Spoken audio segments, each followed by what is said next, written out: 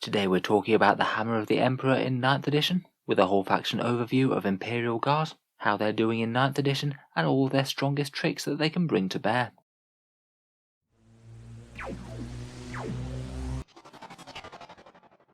Hello and welcome back to Auspex Tactics, the strategy-focused 40k channel, where we're all about getting the most out of our miniatures on the tabletop. To be honest, after initially being the top tier army at the start of 8th edition, the Guard have declined in power somewhat over the course of the last year or so, and in the brave new world of 9th are somewhat struggling to compete. Today we're going to talk through the whole Guard Codex, give a bit of an overview as to what's good and what isn't so strong at the moment, with some thoughts on the units, which regiments are best, and which options from within the Codex like relics and warlord traits might be some of the strongest. Overall, I think there's quite a few reasons why Guard are struggling a bit more in 9th. I would say that they don't match up desperately well against Space Marines, bolters kill Guardsmen very well, and las cannons and multi-melters will chew straight through tanks with high armor saves. The 9th edition mission format isn't desperately kind to them either. They're quite hampered by secondaries, particularly most kill secondaries are very easy to achieve versus Guard. They tend to have quite a lot of units on the battlefield, so things like killing more, killing vehicles, killing characters, or if you're foot Guard then even the one to kill a whole bunch of infantry. It's very hard to design a Guard list that just avoids all of these, much in the way that many Space Marine lists can. Primaries aren't always the easiest as well. It really helps to have some very durable melee troops, and Guard aren't exactly overflowing with melee options within the Codex, though I admit that Bullgryns are fairly good. The Guard Codex I don't think is quite as well internally balanced as it used to be. There was just some really strong options that stick their head above the parapet, and in comparison a lot of the rest feels fairly mediocre. We'll go through those in a second. Finally, I would say that most of their unique options within the Codex rules-wise, such as relics, warlord traits and stratagems, are largely fairly poor. The Guard Codex was written right at the start of 8th edition, and barring a few gems, most of it is a bit underwhelming by 9th edition standards. All of this adds up to Guard just not really seeing all that great performance in tournaments and things. They're certainly an army that needs a bit of a shot in the arm, hopefully with a nice new Codex. Having said all that though, I do think that plenty of strong options do remain. Infantry squads are still pretty efficient and can be incredibly fast with move. There's lots of artillery options, and in particular the Manticore is a really strong option at the moment, one of the better artillery platforms in the whole game. Demolisher tank commanders have great damage output, Bullgryn are a durable and efficient melee choice, and the Guard psychic discipline isn't actually all that bad, and it's very cheap to put on the field with astropaths. So let's talk about some of the Guard rules in a bit more detail. We'll start with regiment and army-wide rules, and then move on to going through the units. So in terms of strong regiments for the Guard at the moment, I feel that custom regiments are kind of where it's at.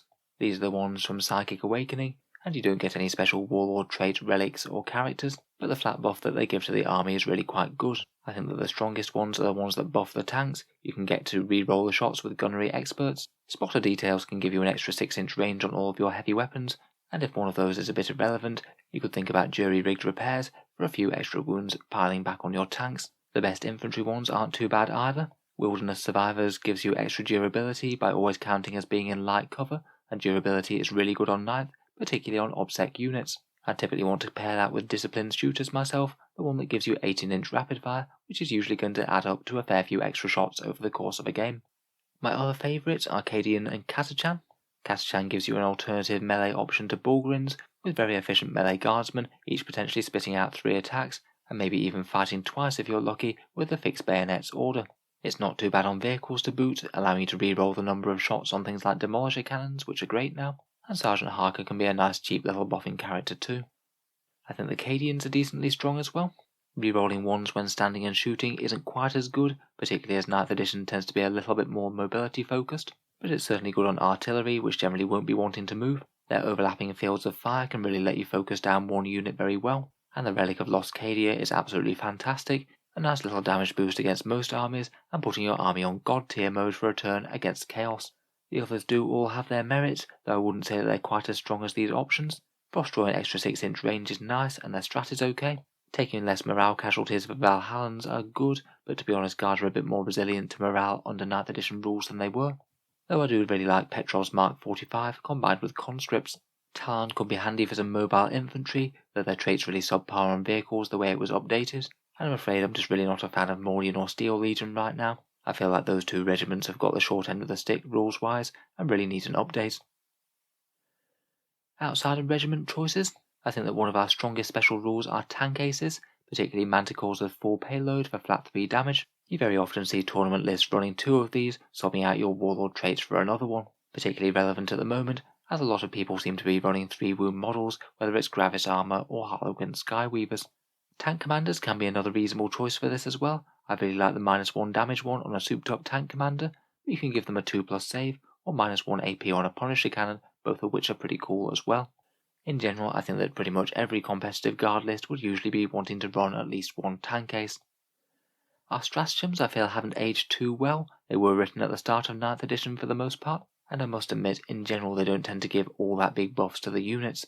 I think they might have been designed for a bit more when Guard have access to a lot more command points than other armies, where they could fill battalions really easily in 8th. Some of my favourites though are Hail of Fire, the one that gives you flat 12 shots with a tank commander when firing at a vehicle. 12 shots coming out of a Demolisher cannon is going to ruin basically anyone's day. Vengeance for Cadia is an enormous boost against Chaos armies and makes any unit pretty efficient against virtually any Chaos unit. Absolutely brutal on Punisher cannons versus Demon units if you can get one off. And Take Cover is one that I'd also want to be using really regularly. +1 to saves to amp up your durability on any squad is really handy, and it gets to even better levels when you use it on Bullgrin.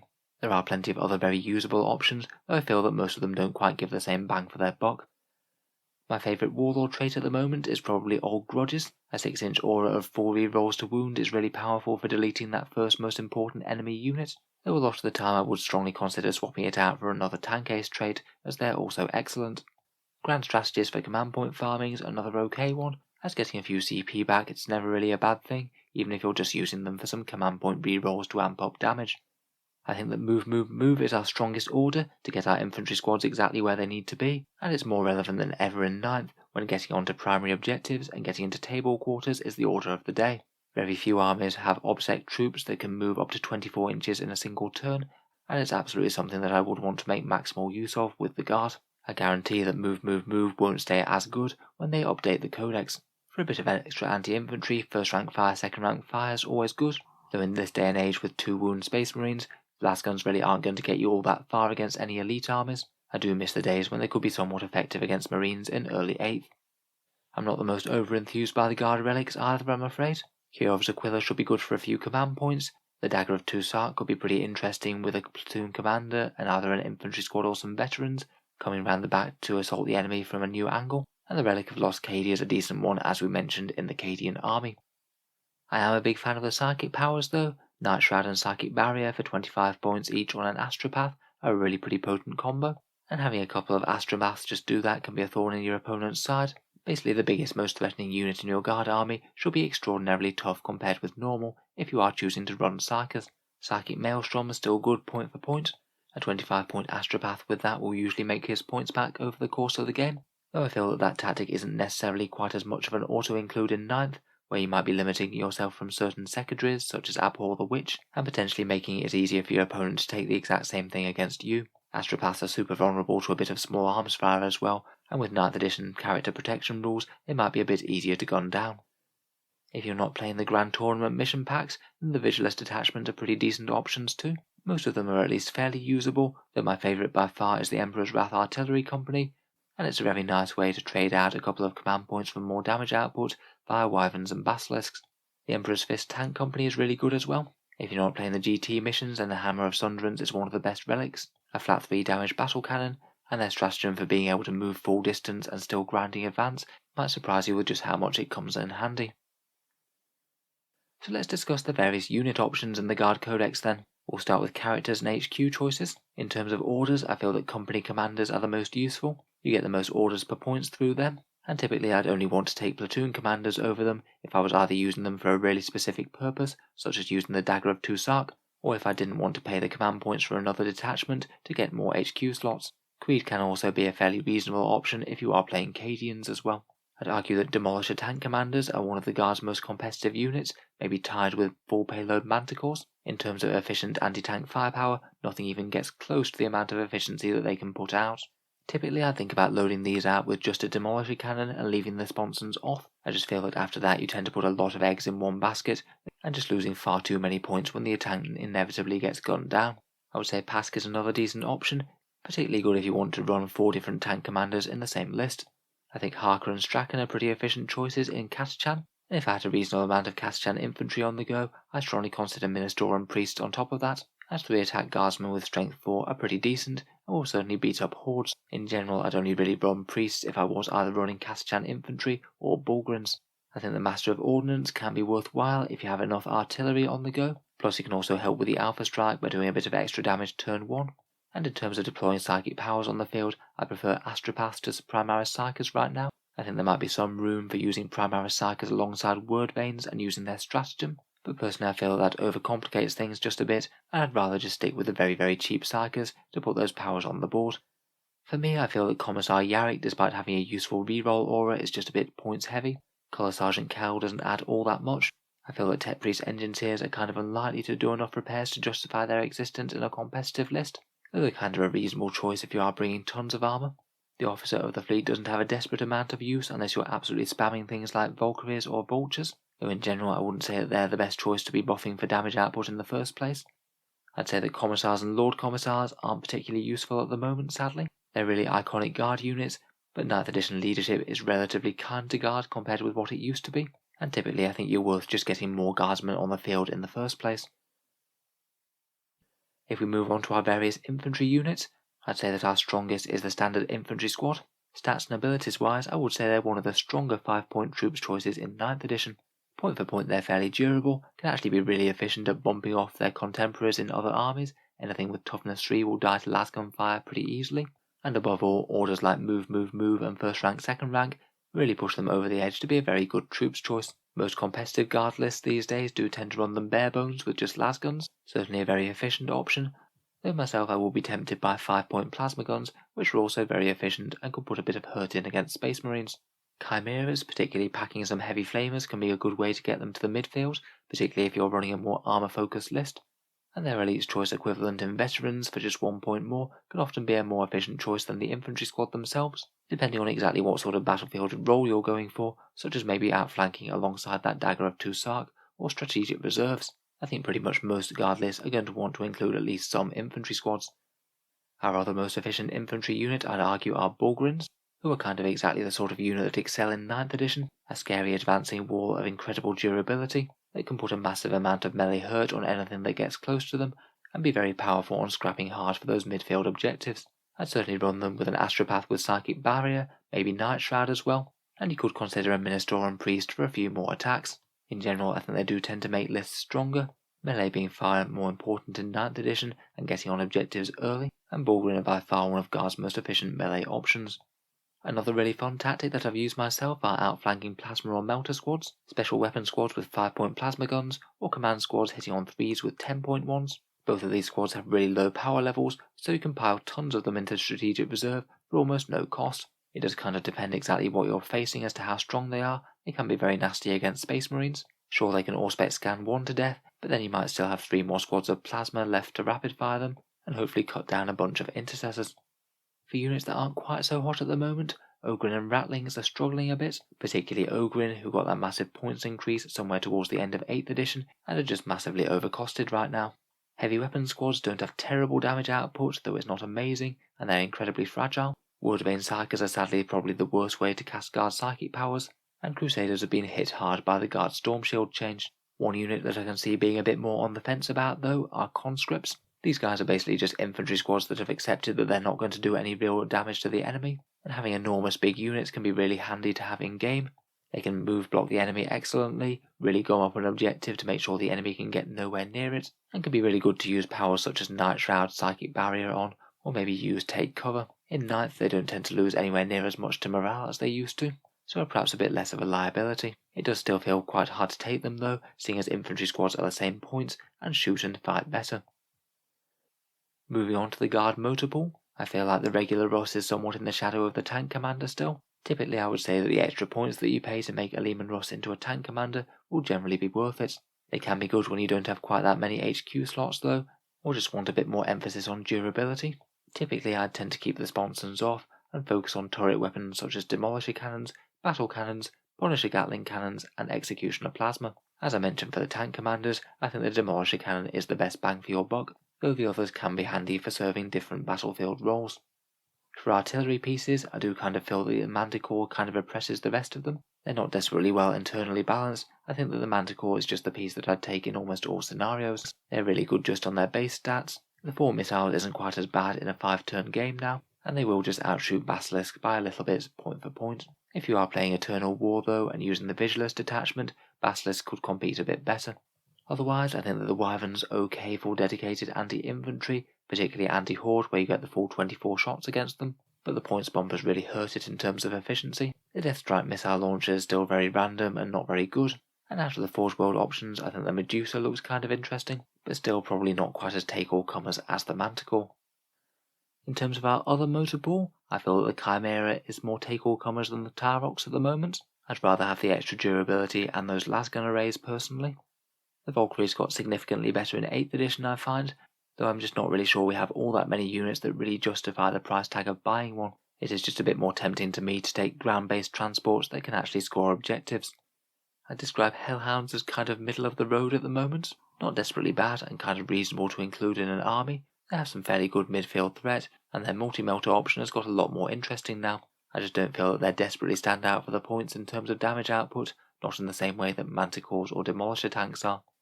Sentinels are very cheap at the moment, and they're one of the more durable units in the guard decks. I think their main issue is just that they're not all that threatening, even if you do load them up with hunter-killer missiles and las cannons and use that stratagem from Psychic Awakening turn 1. They certainly can be good for screening though and putting a solid unit on an objective. Finally, and perhaps most disappointingly, are the Baneblade chassis tanks. I'm afraid 9th edition just really hasn't been very kind to them. The Titanic keyword doesn't really do them any favours, and now including them in your army is just going to cost you a lot of command points for a super heavy or super heavy auxiliary detachment. They look absolutely epic on the table, but in more competitive games I think they just struggle to compete with Demolisher tank commanders. Point for point they're pretty much equally tough, and typically deal out far more damage. Finally we come to the Tempestus Scions, almost the codex within the codex of Astra Militarum. For me, as actual fighting units and damage dealers, I find them quite pricey now, though in some configurations you can certainly tool them up to drop in and really go to town with Plasma and Melter. Against certain targets they could easily make their points back in a single turn, but against a lot of targets they might struggle, they might get unlucky, and they're almost certainly just going to get gunned straight off the board the following turn after. I feel like they're probably most solidly used in the Guard Codex at the moment as objective snatchers, or just excellent little utility units that can drop all over the board, getting table quarters, securing objectives, maybe even doing disruptive little charges to tie up enemy units and stop them firing at you. If you are being nice to them and giving them their own detachment at the command point cost, my favourite of the unique Tempestus Scion regiments are the Lambden Lions. Extra AP is very nice, they've got a really good warlord trait for rerolling wands, and a nice relic to make them a bit more durable. While a lot of people really like to try and run pure Scion regiments, I feel like it really is guard on hard mode at present. So to sum up, I thought we'd just take a quick look at a guard list that won a small tournament a couple of months ago. I think this one is really quite good for showcasing a fair bit of what guard can offer at the moment, at least when they're trying to get the absolute most out of them power-wise in the competitive field. This list takes what I'd consider most of the guard's strongest units, a fairly heavy mechanised force led by 3 tank commanders with demolisher cannons and las cannons, 6 barebone infantry squads led by 2 company commanders, 2 of which will have a bit of protection inside chimeras with double heavy flamers. There's a nice Bulgrin Death Star with a healthy mix of slab shields and brute shields, and Astropath with psychic barrier to make them really hard to shift. Finally, there's 2 Hellhounds also armed with heavy flamers, though this was run before the multi-melter update where they got 2 shots, so it's possible that they might want to swap out for that now. And finally, everyone's favourite Manticore with full payload and a heavy bolter. I would say something not too dissimilar to this is kind of the cookie-cutter guard build at the moment, and I think that most competitive lists will at least use lots of elements that are present in this one. I think it's really well designed, and hats off to Mr. Masson for putting it together. Plenty of ways that you could change it up. You could think about running significantly more infantry squads, maybe dropping the Bulgrin for more firepower, or going very heavy with lots of chimeras and heavy flamers to really try and cook the midfield. With recent successes from plenty of horde armies in tournaments, I do wonder if a really big hordy foot guard list might be able to make some sort of waves. You could certainly put a crazy amount of bodies on objectives if you wanted to, though those sort of builds do tend to hemorrhage secondaries in a way that most other lists don't. So hope you've enjoyed a bit of a roundup of my opinion on Astra Militarum in 9th edition. I know I've been quite brief and glossed over quite a lot of bits here, but I wanted to try and summarise everything in one place. I'm certainly happy to hear any and all opinions challenging what I think is strong in the codex. There's lots of options and a lot of different ways to run them, and if you've been able to make really good use of some of the things that I don't think are quite as strong, I'm all ears to hear how it works. In general though, I'll have a lot of anticipation for the 9th edition Guard decks. I'm looking forward to something that shakes up the way that Guard are played in 9th, as I feel like we're kind of getting to the point where it's a bit of a solved puzzle. A lot of units just seem very much directly better or worse than other ones in the codex. If you've enjoyed the video and you'd like to see more 40k content like it, feel free to subscribe to Auspex Tactics, where we have new 40k videos every single day. If you have been getting a lot of value out of the content recently, I'd just like to mention that I do have a Patreon page as well, which you can find down in the video description. Making all the videos, particularly big in-depth ones like this, do take a really long amount of time, and if you are enjoying regularly, then any support is massively appreciated. Channel patrons do get certain benefits, such as seeing certain videos early, regular votes to see what sort of things come next on the channel, and automatic entry into the Auspex Tactics monthly prize giveaway with a chance to win some really big model kits. If any of that sounds good to you, or you'd just like to help support the channel, then the link is down in the video description below. In any case, a massive thank you for listening, and I'll hope to see you guys next time.